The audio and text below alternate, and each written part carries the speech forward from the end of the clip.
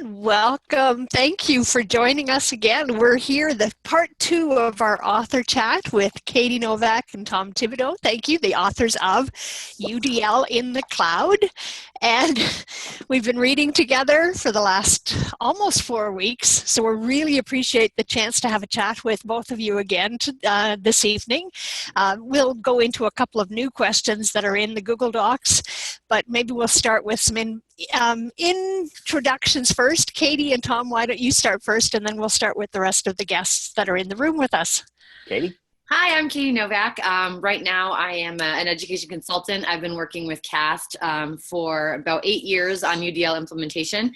I'm also a practicing assistant superintendent of schools. So the really cool thing about, having the ability to work directly with CAST is actually that I get to apply the work right away.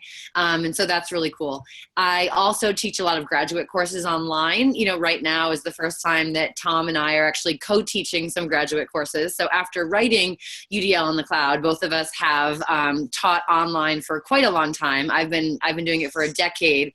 Dad, I think you've been doing it for like 30 years or something. Well, not quite 30, but 1990. So we decided to kind of come together for the first time to actually look at the application of some of this research, and then to get some feedback from all our learners to try to figure out, where are there still barriers, and what can we do to, really optimize engagement and accessibility by reducing those barriers using UDL. So I have a really cool opportunity to be a part of the conversations about what's happening in research with CAST. I work with teachers pre-K to 12 in my position in Massachusetts. And then I also have this really cool opportunity to travel around the country, and I do about 50 presentations a year internationally, and get to work with other educators as well.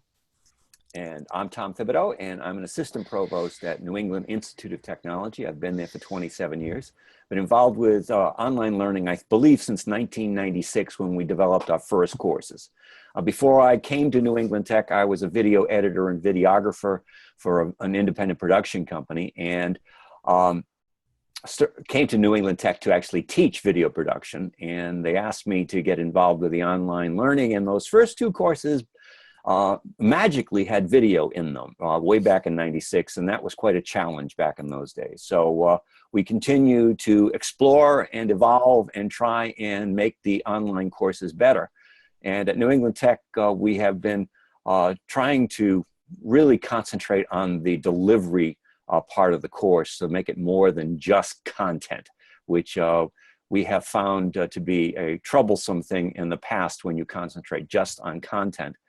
So we've hired some instructional designers who are really looking at the courses from a completely different point of view, and that's really kind of working out for us nicely. Thank you. Yeah, it sounds like interesting work, and it's interesting that the two of you get to partner in the teaching component. I think that's exciting. Why don't we start with Susie and then Luis? Susie? Where'd Susie go? She's there. I had to unmute my microphone. Just give me a couple extra seconds whenever you ask something.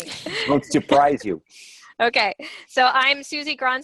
I'm a clinical assistant professor at the University Technology Program area, and I teach mostly graduate courses in things like educational multimedia and integrating technology into the classroom. We have, as a class, been participating in this book study, and so there are quite a few students that are in this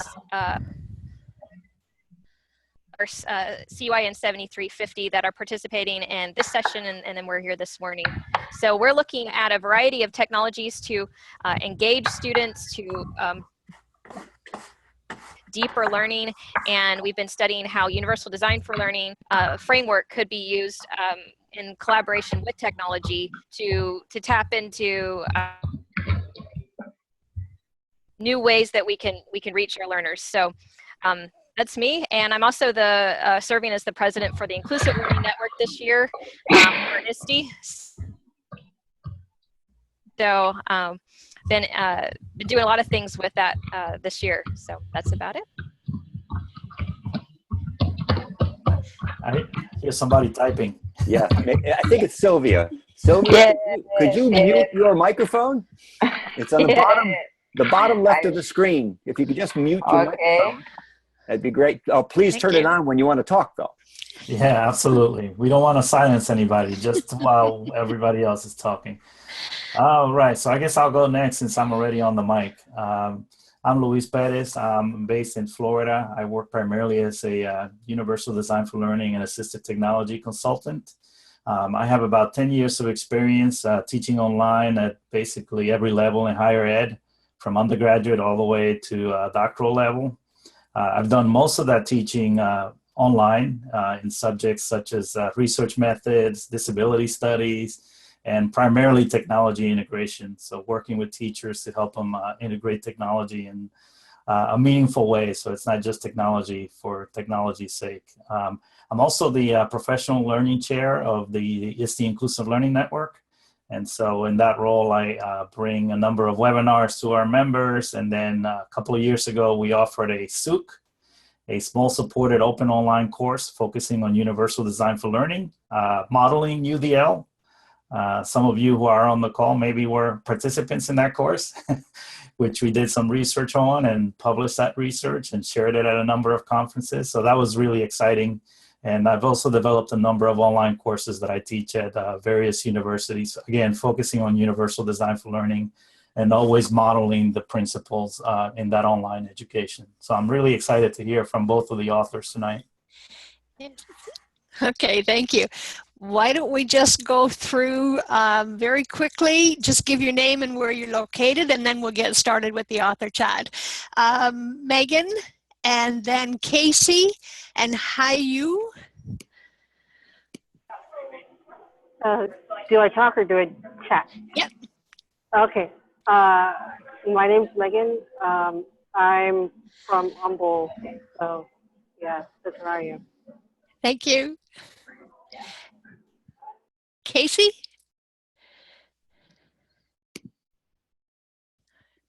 Is that better? Can you hear me? Yes, we're good. I'm Casey. I'm from Brazoria, Texas, which is about an hour and 15 minutes or so south of Houston. Hi. Hello. I don't see Hayu, and she's got her mic muted, so I'm not sure if you're there. Hayu? No. Okay, Sylvia and Murat. Hi, my name is Sylvia. I'm talking to you from Uruguay, Montevideo, many miles ago from you. This will be my first time in ISTE, so I'm really happy. I have recently come back from vacation. For that reason, I'm slept. But it's really nice. I work in an international school with 40 nationalities, and I'm a Microsoft in education expert. And I teach computer science in elementary from first grade to fifth grade. Wow. I can talk a lot, but I try to control myself. Murat? You muted. We can't hear you.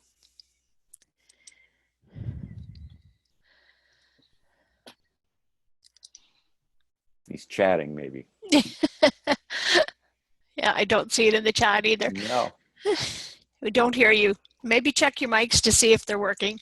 And I'll introduce a quick introduction to myself. I'm Helland Ward. I teach at a Faculty of Education here in Central Ontario. So we are definitely a distance away, Sylvia. So I appreciate the time everyone's taking tonight. We have a number of questions posted in the Google Doc that we've been sharing.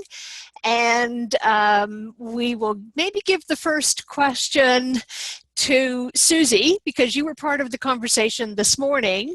If there's anything that your students weren't able to ask this morning that you would really like to have answered, and then we'll move down through the room to see if other people have questions they'd like to ask.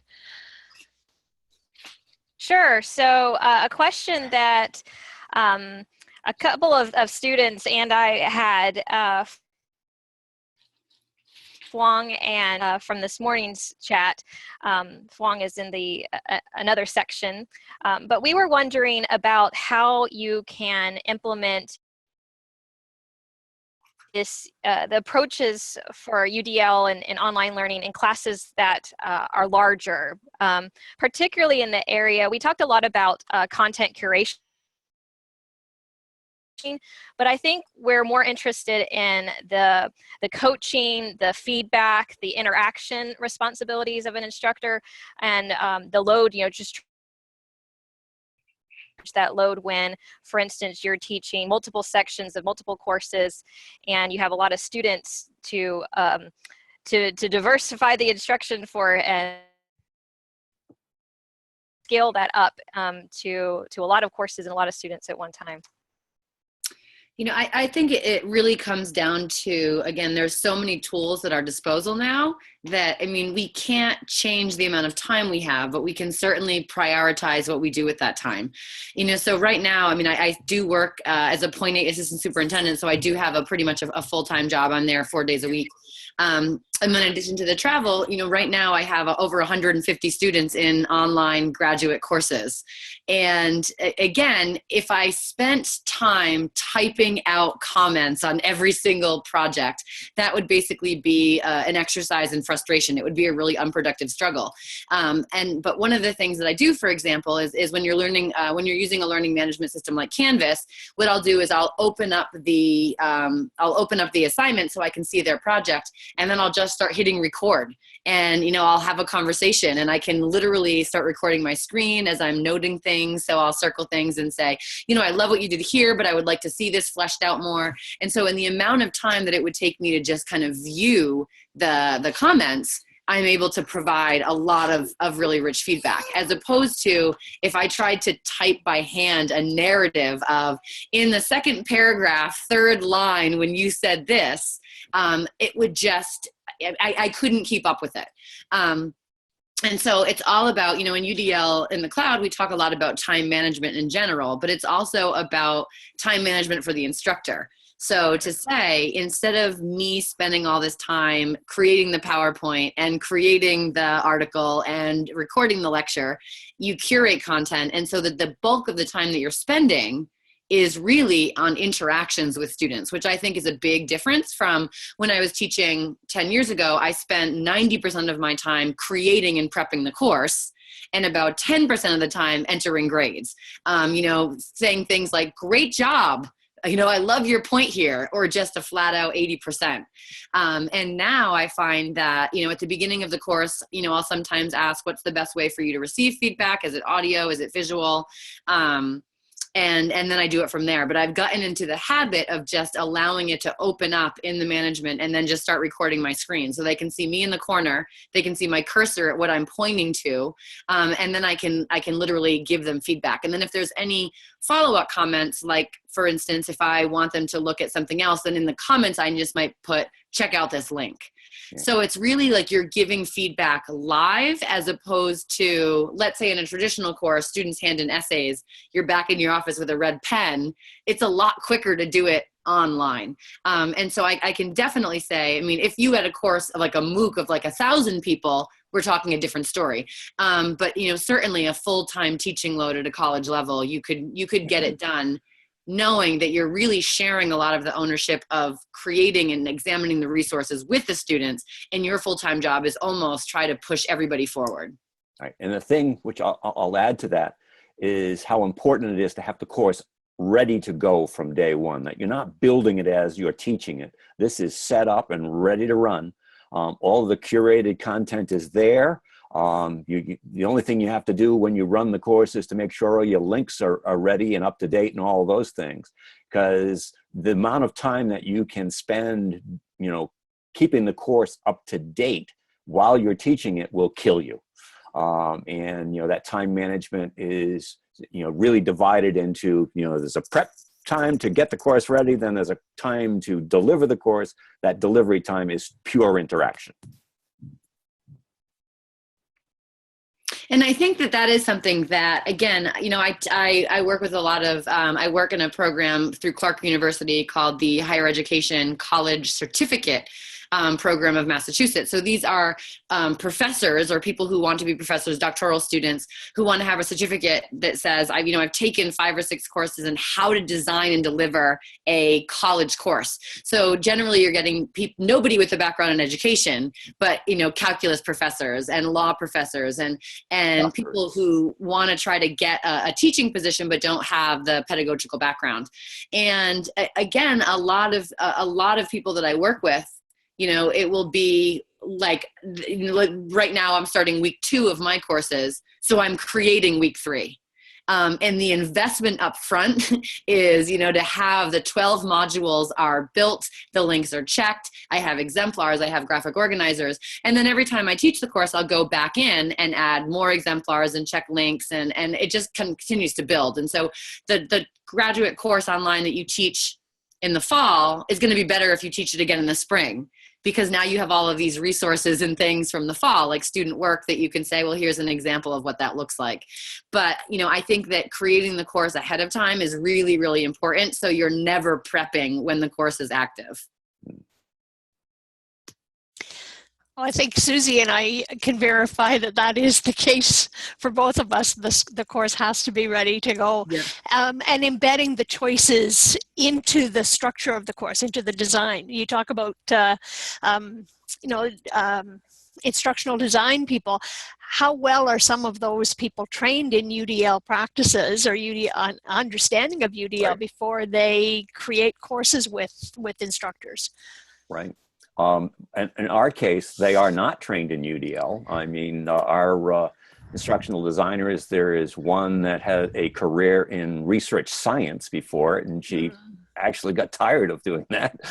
Brilliant lady, and has been really learning as she goes how to do the instructional design. Another one that's kind of like a professional instructional designer. She's worked in multiple colleges and things like that, but not in a UDL capacity, or according to the UDL guidelines. So those are the kinds of things where, you're stuck in a situation where you have the content expert, the professor of the course, the instructional designer, they're trying to find new ways to deliver the course in a true compliant online environment. And, you constantly just have to guide them a little bit or ask them certain questions about, why are you doing it this way? Have you thought of this? Trying to give them, model really the UDL mastery of feedback that, is kind of like primary to everything we're going to try and do.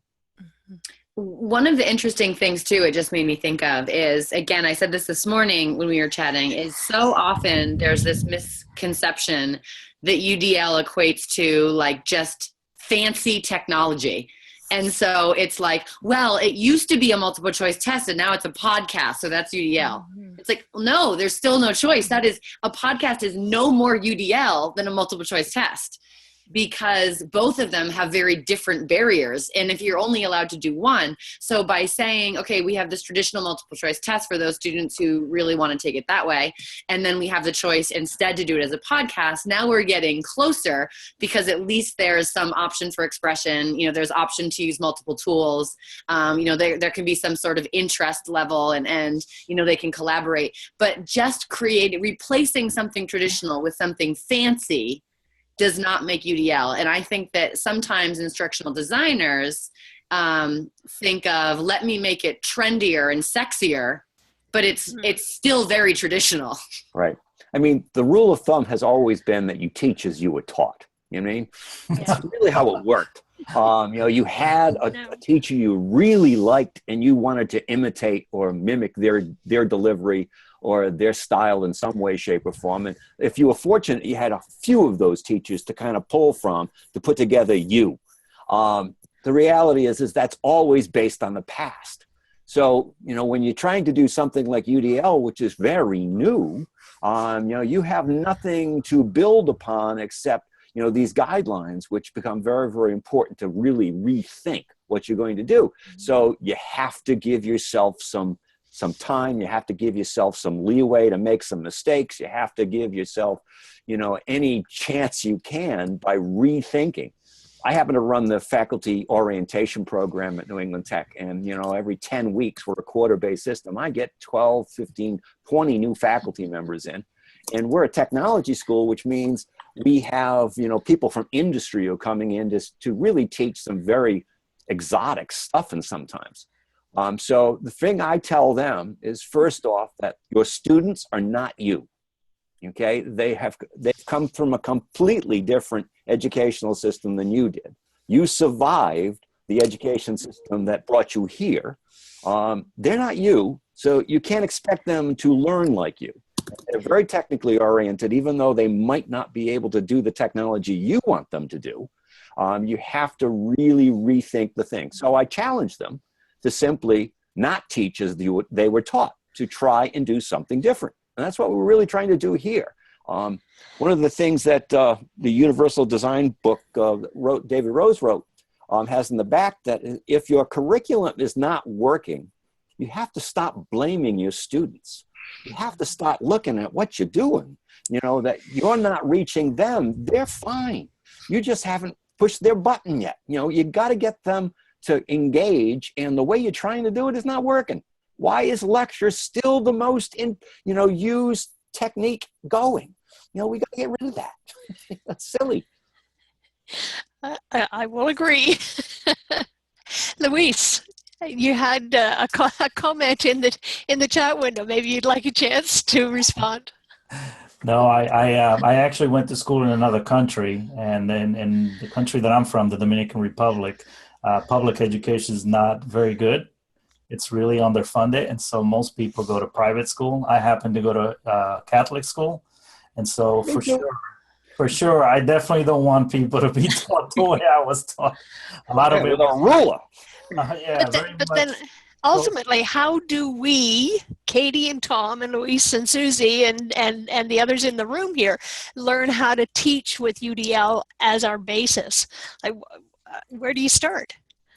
I say you start with the why. So Simon Sinek, I'm a huge fan. You know, he's a leadership consultant. He wrote Start with the Why. And he said that most organizations operate in the order of what, how, and then they just ignore the why. And so, for example, if you talk to a lot of teachers, you know, we basically will like, oh, you're a teacher? What do you do? Oh, I teach graduate, I teach graduate education. Oh my gosh, like that's so cool. How do you do it? I use UDL. Why are we teaching? Like, why are we teaching? What's the point of education? And so, you know, I always say to all my instructors, whether they are a preschool teacher, whether it's a calculus professor at the graduate level, why are you teaching this class? Like, at the end, what does success look like for you?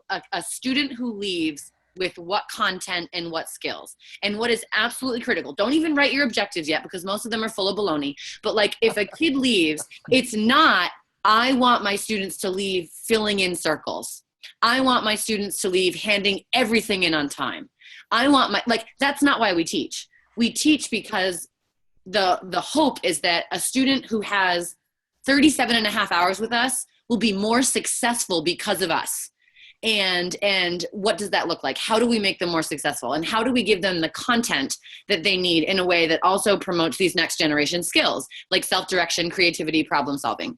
And, you know, I'll always say, why do you teach? Why? Like, look at your standards and really think about, at the end of this course, does this matter?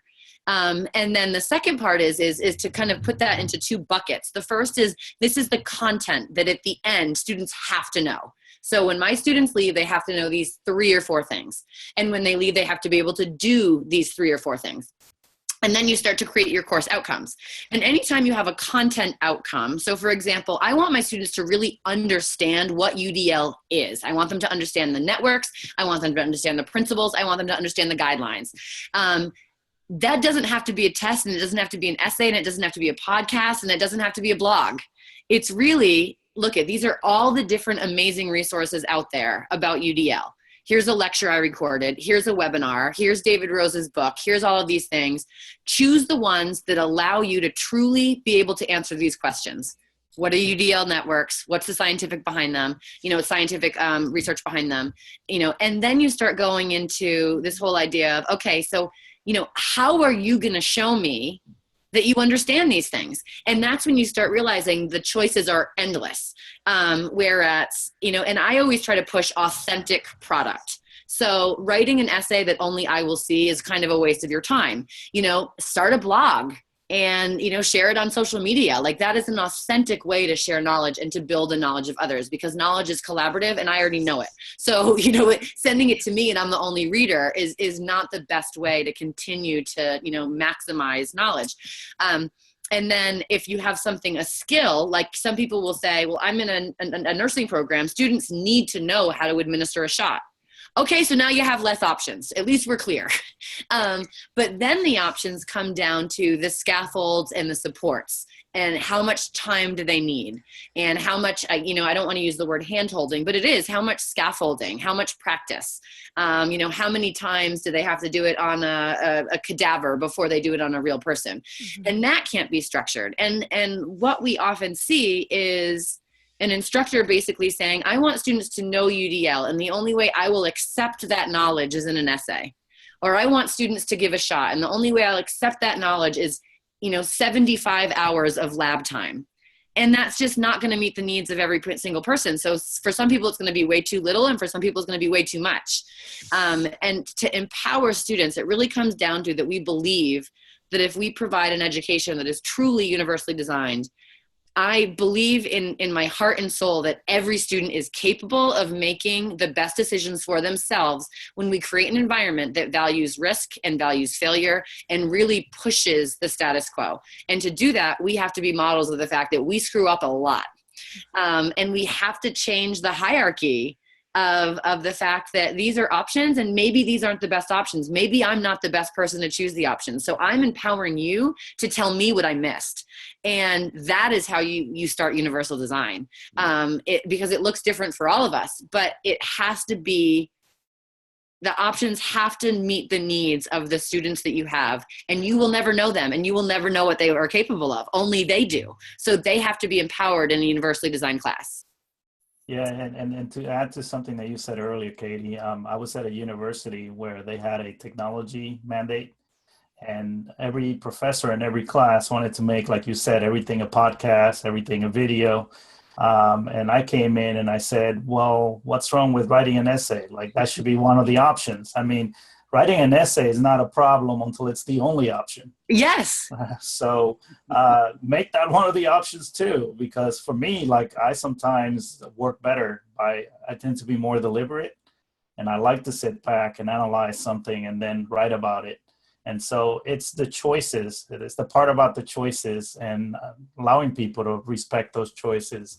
That is the valuable part. But I also think we need to model UDL.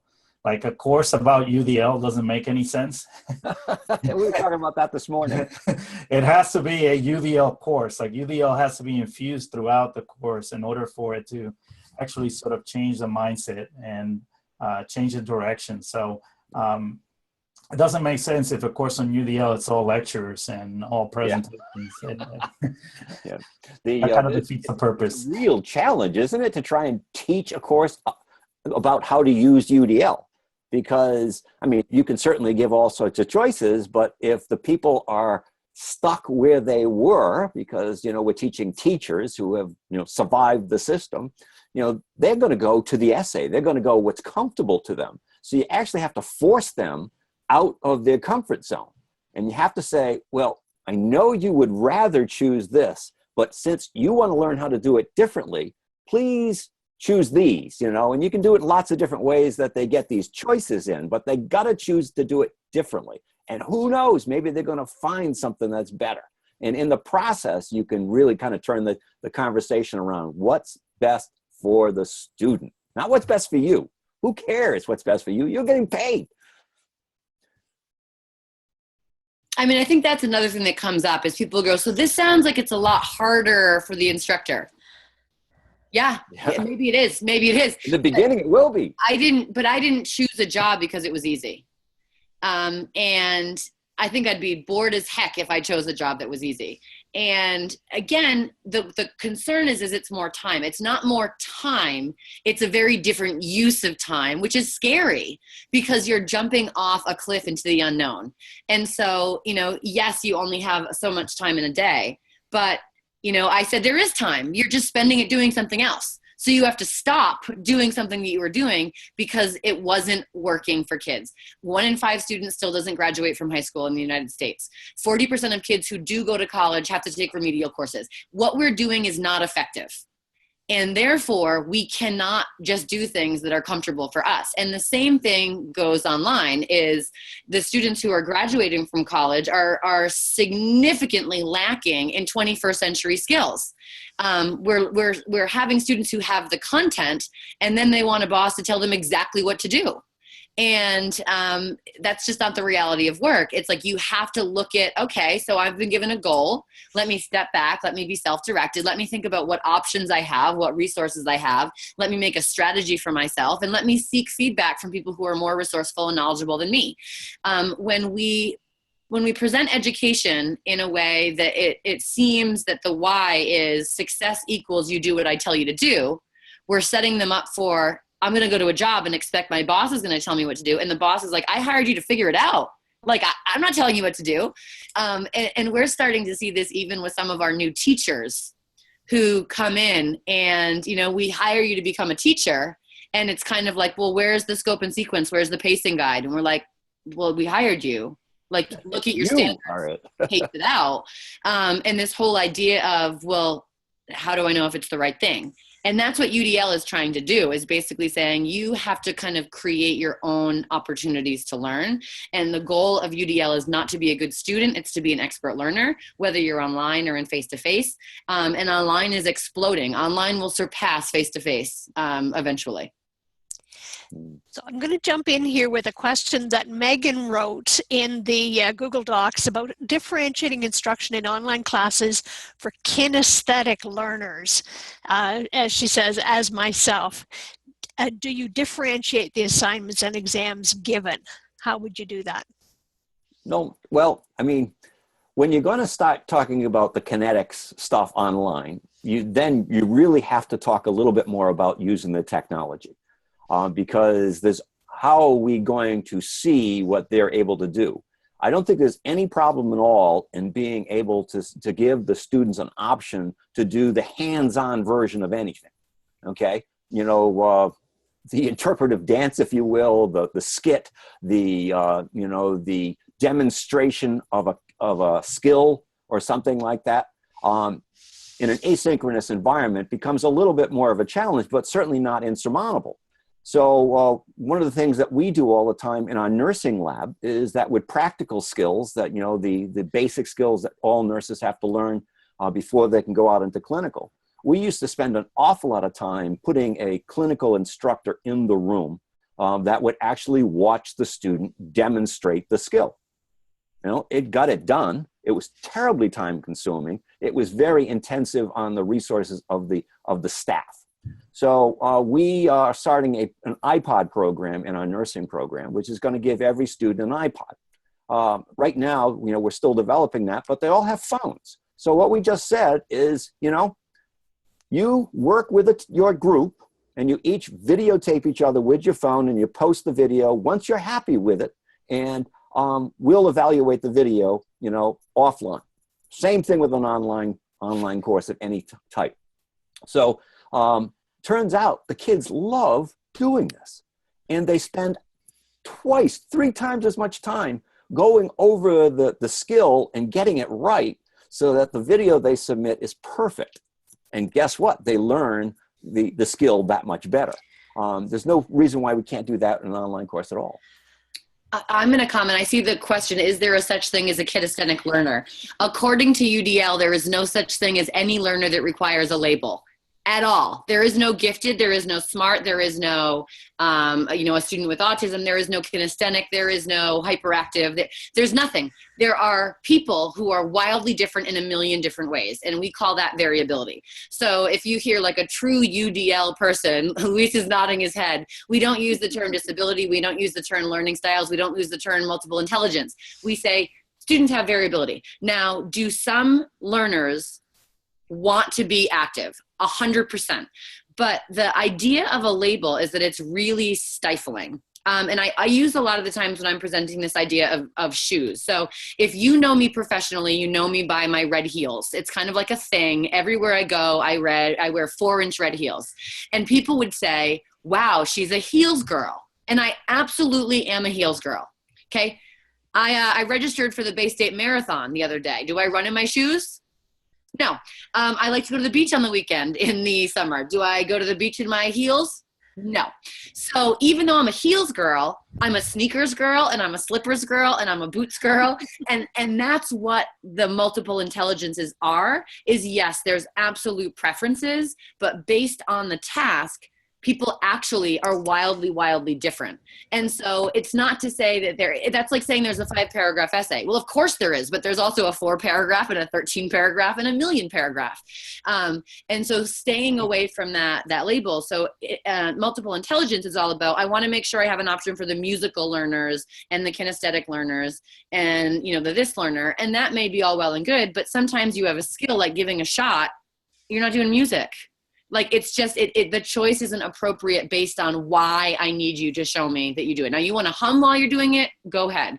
But that's all more about a coping skill. And so the idea of realizing that labels limit possibilities is really what it's about. And it doesn't mean that people don't have associations, because we absolutely do. But then you start dealing with things like stereotype threat of like, oh, well, I can't do that. I'm a musical learner.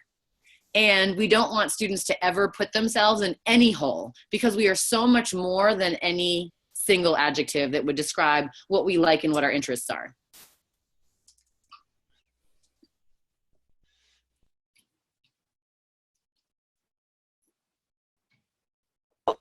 I know that Murat had a question in the Google Doc. I'm not sure if his mic is working. You want to give it a try? Can you hear me now? Yes. Yes. I just switched back to my laptop. My desktop microphone is not working. I'm sorry. So the question I posted on the Google Doc, I wrote that like at 12 a.m. in the middle of night. I'm not sure if it's a good question or not, but where did that UDL name come from? I was going to ask you that. Is it like something? Are we trying to find the generalization or like universal formula for teaching? I can actually answer that. It actually came from, there is an architect, his name was Ron Mace. And in the early 1960s, he actually coined a phrase called universal design to talk about architecture. It was right after the Education with Handicap Act came out, and right after they made it all federal buildings had to be accessible by people. They said at the time handicapped. It's kind of an antiquated term, but that's what the law said at the time. So this architect named Ron Mace said, there's got to be a way to universally design these buildings so everyone can get in. And so it was used in architecture for about 50 years before it really caught on in education. David Rose, who's a researcher at CAST, he and Skip Stahl worked together at Harvard University, and they started thinking about teaching and learning. And they said, isn't it interesting that all the kids can get into the buildings, but they can't get into the curriculum? And that's how they said, oh my gosh, there's a universal design for buildings. There's no universal design for learning. So we can get these kids in their wheelchairs in the room, and now they can't access anything with their peers. And so they stole the phrase universal design from Ron Mace, which came from universal design for learning. And the whole idea theoretically is that if you design a learning experience that is universal, everyone can get in, regardless of variability. Right. Their chief, they often use the example of the curb cut. The curb cut is traditional thing now, where it allows for people who are visually impaired to navigate the space between the sidewalk and the street, that slope that gets down to it. But it is universally helpful for a kid on a bike, a mother pushing a carriage, people who are just walking their dog and they're, a little bit infirm or unstable on their feet, so it's universally good. Thank you. So I hear someone's typing. Oh, I think Murat just muted his microphone.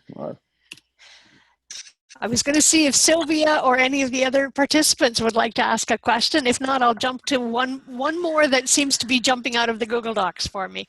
Okay, I was listening about it. I have never listened the term UDL, but I agree with many thoughts that you have done. For example, in my case, I use the flipped learning model, and the class is completely interactive. And I agree with you that you have to change. If the kids have failures or mistakes, for me are my mistakes. So I have to do again or to reprogram the class. For example, in my computer science class, they name me and they offer this position because I won last year in Budapest with a Japanese and an English colleague in the flipped learning classroom using tools. So I did the program completely different like the ones, because I believe that you need to change. I agree with what you say, universal design, but as educators, we need to adapt according to the group. For example, in my class, I have teams and they work in workspace. It depends on the programs. It could be a smart amp, it could be OneNote, whatever. And knowing more or less how the students are, when I prepare and plan the lesson, I take into account the students I have. So perhaps I said, well, today you, and you are going to work together, you know, and the ones who is at home, he's sick, he's also is working together with the ones that are in the class. And perhaps I have an average students or a student with a high level, and both of them, you know, they don't realize the one that is lower than the one that has a high level. Some years ago, I was part of a contest in Europe, and I make the kids, the middle school kids, to, you know, to be part of the contest. And the name of the topic of the essay was "The Future is in Your Hands." And it was really difficult to write the essay because they asked 800 words for 11 years old and 1,200 words for 12 years old. So they said, oh my God, because they didn't know how to write an essay. So doing online like you, I don't know the names, I have a message, doing online and giving them, starting by the parts, introductions, 1, 2 sentence, doing the development. Many of them, it was a lot of job for me because I received, they were sending every day, I have to read, and I said, what about like, I don't know the name, I used to send an envelope, what about if you follow and you continue with this idea? But they didn't realize, and they got to the 1,200 words with their own thoughts. And this gave me a lot, they gave me a lot of, you know, I was really proud of them. And one of the kids won, you know, and we said, this is a group, this is a team. If some of us win, all the group will win. So this was really amazing. So I believe as educators, we change according to the reality of the group. It's more or less what you are saying, you know, the universal design should be, but we accommodate what we think, and according to the groups on the level, you know, our class, our curriculum. And I agree with also, I don't know the name, the one with got hair, that she knows a lot about it, that you talk a lot, and that they will know 3 or 4 contents. You know, I tell my students, in the future, you will know who is the hero of your life.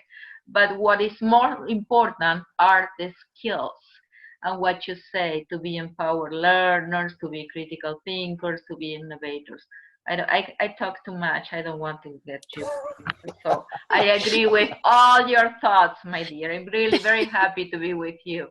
I have problem with my tickets to go to ISTE because they changed me the tickets, and it will take 40 hours to get there. I'm complaining with kayak because I bought it my first time, but I hope to be there because I was in bed, and this will be a great experience for me. I always wanted to go, but you know, it depends on the money and all that. But you. It's a pleasure to be with you. Thank you so much, Sylvia. I know, Casey, you had a question that you had in the Google Docs, but you've also put one into the chat. Would you like to speak to your question?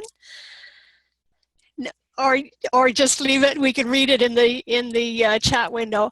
As a beginning teacher in the classroom, as well as with UDL Online, what's the first step in implementing a flipped classroom model? Incorporating the model, she's going to incorporate it next year, and wants to learn more. I think one of the biggest takeaways from being into working with public school educators all the time is a lot of the times the teachers I work with, they are like, I just record my lectures and then I put them on. And then I say, ask the students if they watched it. Like, don't be fresh, but literally say, it's a Google form, it's anonymous, did you watch the lecture? And the answer almost all the time is no. And so the danger of flipping without choice, I think, is even more significant than if you're universally designing in front of you. You know, because in front of you, you can manage compliance a little bit. When you're sending home something that is not truly engaging and truly authentic, what you end up with is students who will pay lip service and will scan through it and then text their friends and say, what did this person talk about? And so the most successful flipping is definitely to have more than one option for the flip.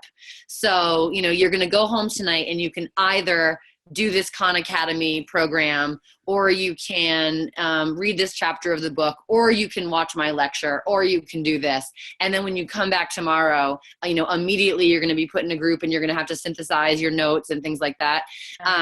And again, it's just that in my own practice with educators, a lot of the times they'll flip and the students will not flip because there's an expectation of, well, I'll just put my lecture online and they'll watch it. And if you ask them, they'll be really honest that they don't.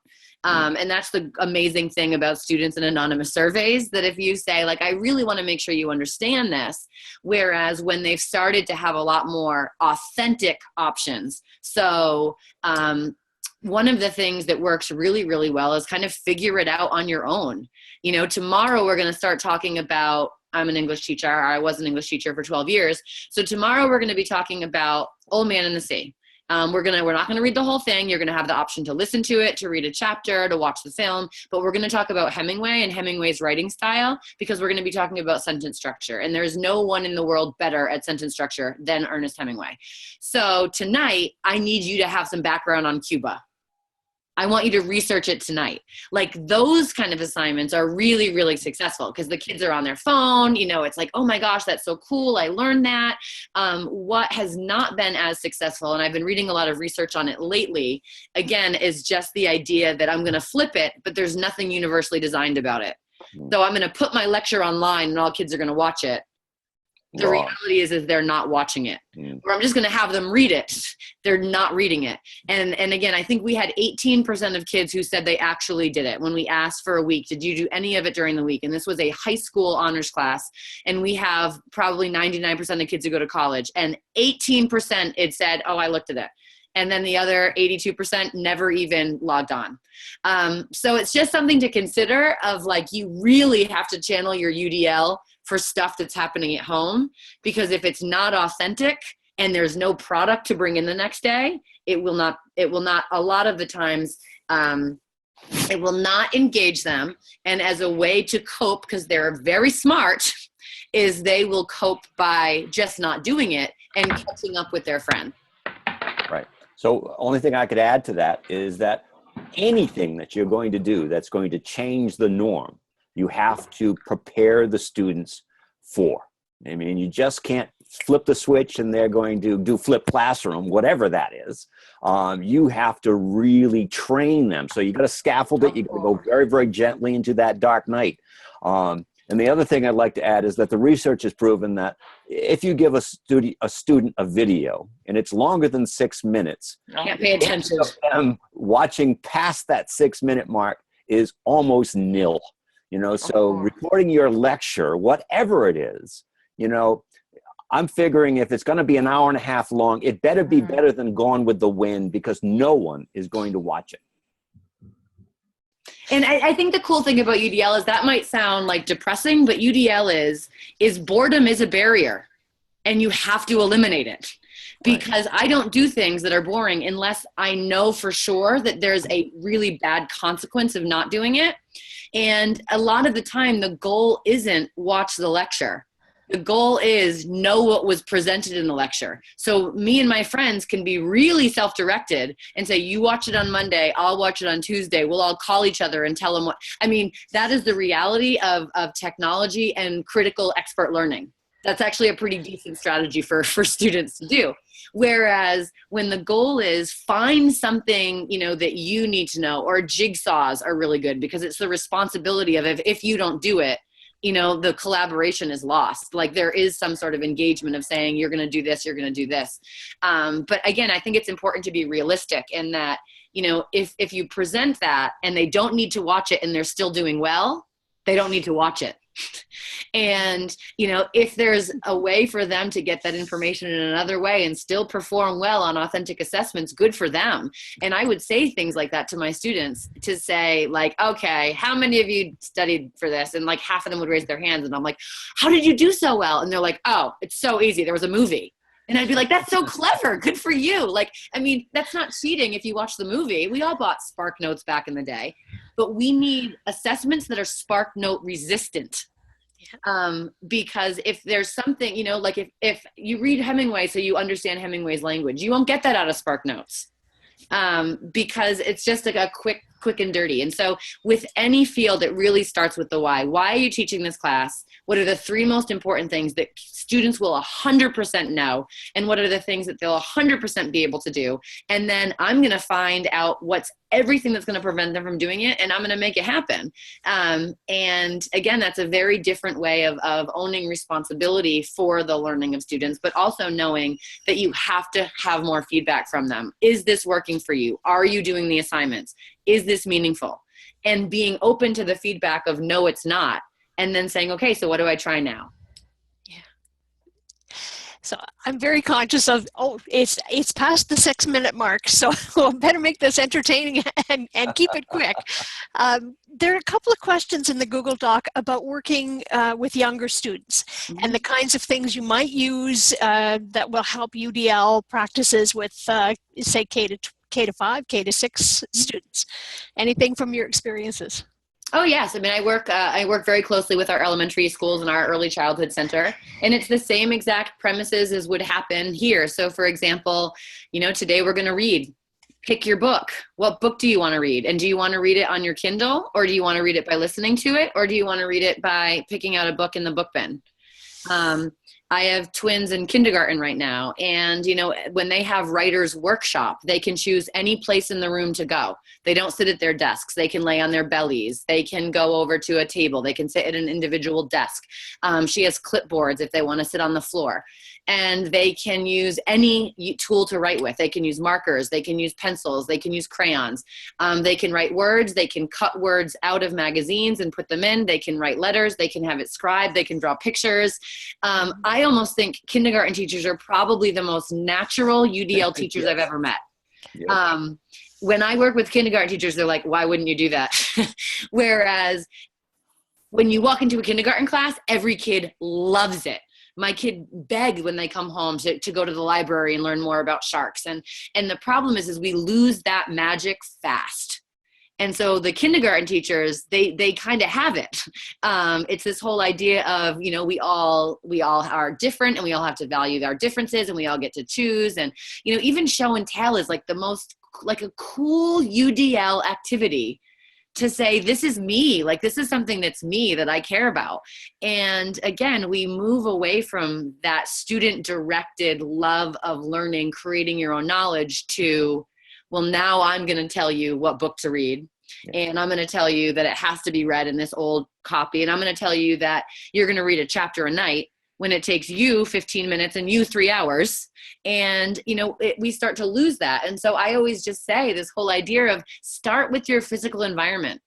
You know, do you have assigned seating in rows? You know, Start bringing in standing desks and exercise balls, allowing them to use different tools for composition. Can they bring in their own device? Like one-on-one districts, that's a very big step for UDL, because automatically it gives you the opportunity to use a different way to express yourself. You can do a lot of research on your own when you're a one-on-one device. So you can decide, I'm going to watch the video and put in headphones. I'm going to, read the peer-reviewed article. But all of those things are just as applicable as a college instructor and as a first grade teacher, because it's really about what choices do students have to meet your goals. I think what we might do is let Luis ask the last question, since he jumped in just as you were talking, Katie. I have one last question and then final comments before we head off for the night. Yeah, very quickly. As I read the book, one area where I kind of had a hard time visualizing was the idea of I may mispronounce this, Padilla seminar. And it made sense to me when I thought about it in person, but can you give us a sense of like how you use that in your online courses, how it works there? So the Padilla, the greatest thing about Padilla is it's like a national faculty center out of University of North Carolina, and they're deep on resources. So you can actually go online and find a Padilla seminar about the Padilla seminar. And the idea is really aligned to a lot of the research on effective meetings, where you're starting off and you create norms of collaboration. And so the idea in an online class would be, you don't put out the expectations for the discussion board. You start off and say, okay, we have a discussion board. Here's what I have for expectations. Is this reasonable? And I used to start off with the typical respond to 2 or 3 classmates. And I realized there was so much compliance and lip service that people actually really liked to read each other's comments, but didn't really have anything to say. It was more of like, oh, I want to use that in my class. And so to start thinking about, what are our norms? How many times do you have to respond? And then, people set goals. So it's kind of like, what is your goal for each week in the discussion board? And one of the things that, a lot of times when I work with my teachers is argue with someone. Like, we need to break this culture of nice. Like, maybe it's a goal this week that you have to tell somebody, no, I don't agree with you, and this is why. Or, maybe the goal is, I am going to answer an audio once during this course. And so there's norm setting, there's group goal setting, there's regular goal setting. And then I think the most important aspect of Padilla is you are always citing evidence. And Tom and I right now, we're teaching a course and having like a really difficult time with, here's all your resources, choose the ones that are most meaningful to you. And there's peer-reviewed articles, and there's tutorials, and there's videos, and there's anything you could want. And then it's now create any authentic product to kind of explain how you're going to use this. And there's not a single reference to any of the 25 resources that were presented. And so presumably you can assume that it wasn't done. And if it wasn't done, there's no new knowledge being built. And so Padilla is always about, you have to go back. And so it's definitely, I don't structure it or call it a Padilla seminar necessarily online, but I love the rules and the research behind Padilla, is that you have to always make connections. And so you can't, and you can make connections from other people. So I don't necessarily have to cite, oh, I watched the Sir Ken Robbins video, but it might be, I read this chapter of UDL Now, and then I really loved the example of that teacher, and then I watched that video about this, but then also Sherry said this, and I didn't think of that before. That's what Padilla is about like, how do you build knowledge together? And discussion boards are largely right now, I am going to wing this question as best as I can without having to use the resources. And again, you have to give it to people that it's a pretty good time management strategy. But we have to make the expectations so clear that, our rubric says, like, you will not get more than 60% if you don't reference, 2 out of 3 is the best you can do if we don't see direct connections to text or other people's ideas, because you might as well take a one-on-one correspondence course. The idea of a learning community and fostering collaboration and community is that we learn from each other. And I know I'm better every day because of the people I work with. And again, it's not comfortable at first, but you have to make uncomfortable comfortable to make it happen. So I would 100% dive into anything that they have, because it's really, really strong on like, how do you unpack a resource and have a discussion about it. Thank you. That was very helpful. Now, you got to also then give them the feedback that's important to get them back on track. So you just can't say, 2 out of 3 and move on. You got to say, good try. I like what you're saying here, but you haven't referenced where you got that information for. So the next time, please add that information in it. So it makes them a little bit more accountable to the readings or the activities as well. Okay, I'm going to ask the final question, a little quirky one from the book. Where on earth did you get at Poor Richard UDL? We made it up. He has his own Twitter handle? Pretty much. And we don't know who created it because it was neither of us. So we think it might have... Can't hear you, Kate. Right now, I'm sorry. I'm so fired up about Casey's comment. It probably was Gordon. I bet it was. And he just didn't tell us. Yeah, I am fired up about Casey's comment about that her students were reading and she let them lay on the floor or listen to audio, and the principal said that it did not reflect positively. And now I'm on like a total tear to take this person down. Now, you also have to know that Katie was at the back end of that comment as well. When she was teaching in California, she basically didn't get called back to teach the next year because her classroom was too messy. Come on, are you crazy? This is the greatest story of all time, though. Oh, there he is. There's his name. What district is it? What does ISD stand for? Robert's on my list. No, so literally this is the greatest comeback story of all time. First year I was teaching, I was Casey. Okay. It was a long time ago, Case. It was 2002. I was rocking it back in the day, but it was the same exact thing. I kid you not. It was like, I don't understand why they're not in their desks. Why are they reading different books? Blah, blah, blah, blah. So I was non-renewed. My name was Katie Thibodeau at the time, Tom Thibodeau. And again, yeah, Luis, you're right. It was, oh gosh, you're being too quiet. My kids killed it on the SAT. One of my kids won the national vocabulary bee. They were awesome, but I didn't fit the mold of the nice teacher who wore slacks. And okay, so fast forward, 15 years, I am very, very lucky to have been where I've been in education. I feel really, really blessed to be able to do the things I'm doing. I get a phone call from the principal, who shall not be named. He's like Voldemort. He doesn't know I'm me because now I'm Katie Novak, and writes to me and says, I've read your books. I'm a huge fan. Will you come out, I kid you not, and present to my district to teach all the teachers about these amazing strategies? And I was like, oh, absolutely I will. And so I raised my rate and said, yeah, this is what it's going to be. And he's like, fantastic. And I went out, and when I introduced myself, I was like, I played nice, but I was like, this was actually my first job. And I'm so happy to be back here where it all started. And he probably died a little inside when he made the connection that he just wasted his whole PD budget on someone he fired. So. Thank you, Katie, for ending on such a positive note. It's heartwarming to know that journeys take this cyclical turn and UDL will make it around again. Yep. I just want to thank you both for taking all the time you did today, an hour this morning and an hour again tonight, to talk to us about UDL in the cloud. The conversation doesn't end. This is the beginning, and I'm sure that through the social media spaces, we've got Flipgrid and Answer Garden and Twitter and the Google Doc, all those mechanisms, the engagement will continue. But we really appreciate the time you've taken with us, both of you. Thank you very much. You're entirely welcome.